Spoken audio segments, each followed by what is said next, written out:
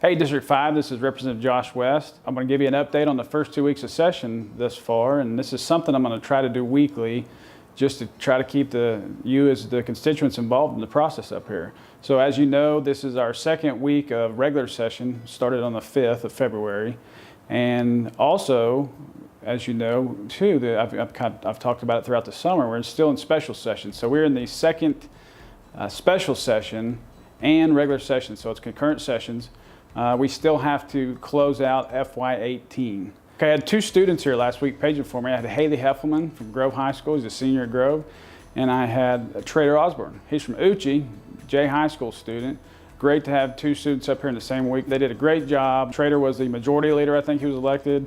Haley was chosen to present a bill on the floor, so great job. I also last week had two students that were on a state superintendent's student advisory council, and they were Travis Lynn from Grove, and I had Andrew Wallace from Grove, and so did a great job. It's a huge honor to have two students doing that too.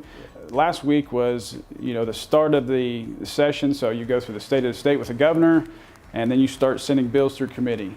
And once those bills get out of committee, then you start seeing stuff come out on the floor. It's a little bit different being in concurrent session with special session going on. Monday, as you probably saw on the TV, on pretty much every news outlet, there were thousands of teachers here at the Capitol on Monday, and they were advocating for a teacher pay raise. And I had two different school groups come up here. I had from Grove. It's always good to have my hometown school here, but I had Mr. and Mrs. Wilhelm were here. Danette Kerr was here. I had Assistant Principal Bobby Kreutz. Also had Matt Barnhart, Coach Barnhart, and Lorena Bill from Grove. And then my good friend Jeremy Hogan, he's the superintendent from Miami Public Schools. He was here with one of his assistant principals, Kyle Baltridge, and then one of their board members, Harley Turner. So great to see Miami's not in my district, but I joined Ben Loring, and so it's good to see all the schools involved up here.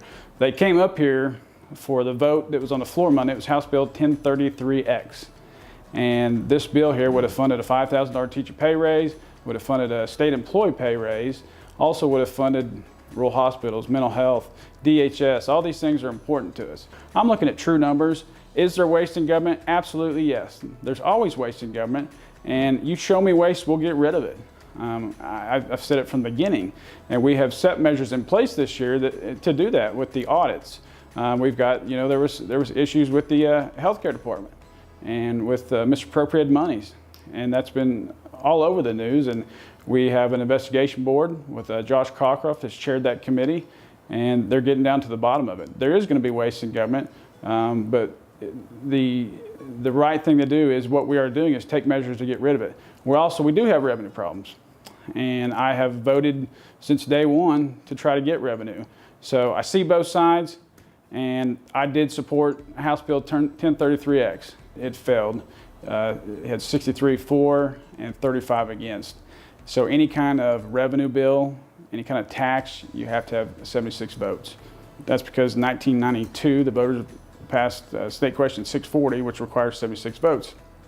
Since that the voters passed that on the ballot, there hasn't been a single tax measure passed in this state.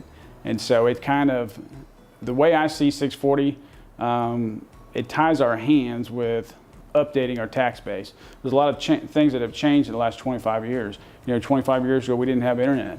There's hundreds of millions of dollars that leave the state with tax money that's not being paid to the state with internet sales. Also this week I had Miss Williams from Kansas Public Schools up here with her FCCLA officers. Now Kansas school is not in my district, but a lot of my constituents live in Kansas. I also got a chance this week to go talk to the Oklahoma Behavioral Health Association at their monthly meeting. You know me with mental health, it's a big part of my life. I'm an advocate for mental health, and it was an honor to go speak to them. Another bill I'm running this week is House Bill 2882. It's a bill that deals with CLEAT for law enforcement training.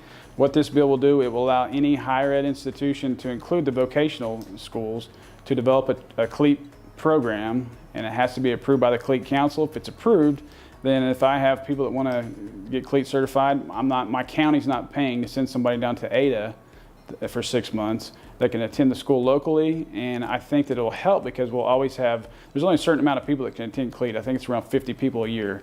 And so we will have people essentially a waiting list for people who want to be police officers. And it'll save people money, and it'll save the county's money. And so it'll allow they passed a federal law this year where you can use your GI Bill at vocational schools. And so this would allow a former military person to use their GI Bill to become CLEAT certified. Just want to try to keep you informed of what's going on here. As always, I love this job. I love being here, and it's an honor to serve District 5. And I will, like I said earlier, I'm going to do these every week and keep you posted and informed of what's going on here. So thank you for allowing me to serve District 5, and please come see me. It's good, always good to have people from the district here.